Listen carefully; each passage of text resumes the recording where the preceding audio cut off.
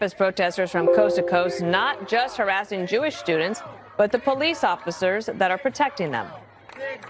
College kids even know what they're protesting. A pair of Columbia students who rushed to join NYU's violent anti-Israel rally admitting they have no idea what they're protesting when asked. And Greg, some of the protesters are saying it's the police that are escalating this. Yeah. I loved it when Joe Biden said he condemns anti-Semitism, but also he condemns those who don't understand what's going on with the Palestinians. Well, you just condemned yourself and all of America, because nobody knows what's going on, right? We can't depend on the news for that. I have three questions. I'm here to help a protester because I think they're being misguided and they're ruining their lives. Number one, there are three questions. Why are you angry? Why is your anger encouraged by certain authorities? And three, what is it doing to you long term? One, when you're angry, you're being in conflict emotionally means you will have no control in your surroundings. You think you're in control, but as long as you're angry and in a state of anxiety, you can't do anything. So look at our broken borders. Look at the rampant crime, political unrest. All of these keep you in a state of permanent anxiety and I would say panic. You can't move on. You can't move up. Number two, why are they feeding your ego over this? Why are their politicians telling you that you're speaking truth to power? You can say you go girl to a child and that's healthy, but saying it to an adult in an emotional tantrum enables your helplessness. So when people are saying, oh, you keep doing it, you're basically starving you of actual control. It keeps you where you are. Last thing, what does this do to you? What does this constant anger do to you? Look in the mirror, you're getting uglier. You're getting older faster. It's true. Anger ages you faster than any emotion because it requires a consistent supply of energy. So it shows up over time in your face, in your hair, in your body. It's no different than any kind of substance abuse. You can only look young for so long and then people notice it. I made a chart for you to follow. All right? As anger goes up, ugliness increases. All right? I'm playing to their vanity. You people are not attractive, and you're getting less attractive every day. I would listen to Uncle Greg here and just maybe think about, taking a break. I mean, Uncle Greg, Brad Pitt, same thing. Yeah. Well, here's somebody who's angry. Ilhan Omar bashed talking about the speaker.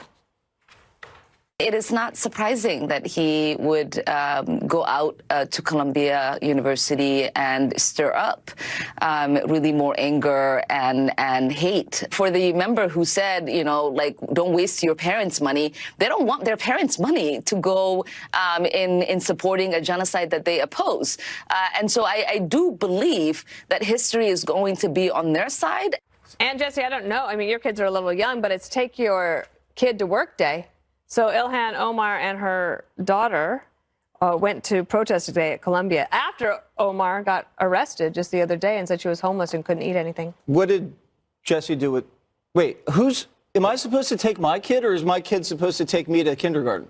You're supposed to bring your kid to work, but he's a little young. Okay, good. All right, good. Sorry about that. Next year. Yeah, I don't know about Omar. I don't really care about her or her daughter. They can do what they want. But at least during the Vietnam War, there was righteous anger. People were getting drafted to go fight in the jungles halfway around the world for a cause they didn't understand. Or the civil rights movement. There was segregated tables. People weren't respected constitutionally. That I understand. This is a war. This is not a genocide. This is a military consequence of a vicious assault on women and children that was way out of hand. And for the consequences when you make one of those assaults like that. To me, the way they chant, it basically looks like every single anti-cop, anti-white, anti-wealth, anti-American. It's a grab bag from the Occupy movement to BLM and now this Hamas stuff. And you're always going to have people at this age that reach out and try to define who they are and try to become a part of something or become against something else. But it really is just based on insecurity. And, Greg is right, but moisturizer helps too. Massage, deep breathing. But you realize how grateful you are to be an American.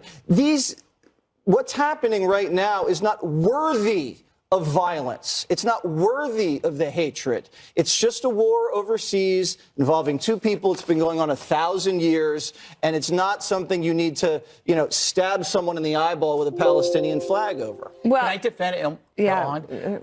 Is she getting any help from her stay-at-home brother? We can ask. We can ask, but she'll be on Jesse's show at some point. At some point. But Judge, at 8 o'clock. I mean, there is a current fight, and it is about hostages, including Americans. And last night, Hamas released a video of one of the hostages who is obviously under duress, whose arm has been cut off. Right. And he is saying, "Could you help us, please? Could anybody focus on us?" No one is focusing on the hostages. It's all about hate. And I think it's so rich that Ilhan Omar, of all people, would come out and say that, with the Speaker of the House going to Colombia yesterday, he was stirring up more anger and hate. I mean, that is just so rich, Ilhan, coming from you. But I think it's also rich that we have seen Joe Biden come to New York City during the wake of Officer Jonathan Diller, and had 5 hours after he landed before he had his event over here across the street, and he didn't bother to go to the wake of that police officer. And he's coming in tomorrow. I doubt he'll go to, I think he's doing Howard Stern or something, Howard Stern. And yet he's not, I guarantee you, going to Columbia, and he's not going to go to NYU. And yet we've got these students who are dumb. They are just dumb. They don't know what's going on. They actually admitted that they were asked to go to NYU to protest because they needed more protesters. And when they were asked what the issue was and why they were there, they said they didn't know. And yet the point that you make is so significant, and that is we're looking at a hostage who's lost his arm since he was taken hostage on October 7th, and we're acting as though no Americans were killed, as though no Americans are being held hostage. And Joe Biden is just clueless while Donald Trump is talking about saving this country. And the mob mentality that we're being confronted with right now is so dangerous. These kids will do anything at this point. And the Shafiq, the head of the university, she's not going anywhere. The board of directors is behind her. And the police are basically trying to do the right thing. The other thing that happened today, we found out that University of Southern California is canceling graduation. They had a situation. So now you have, imagine you're a graduating senior. You probably didn't get to have graduation from high school because of COVID. You did 2 years of Zoom school. You get 1 year of normal college, and then you have this, and you don't even you have to finish your senior year in Zoom school, and you don't get to graduate in a ceremony. Like when talking about police officers, just to bring this back sort of to the A block, is President Trump said that if he has this rally at Madison Square Garden, it will be in honor of police officers, firefighters, and he added teachers today as well. I know that everyone here will soon be marching over to the Capitol building to peacefully and patriotically make your voices heard.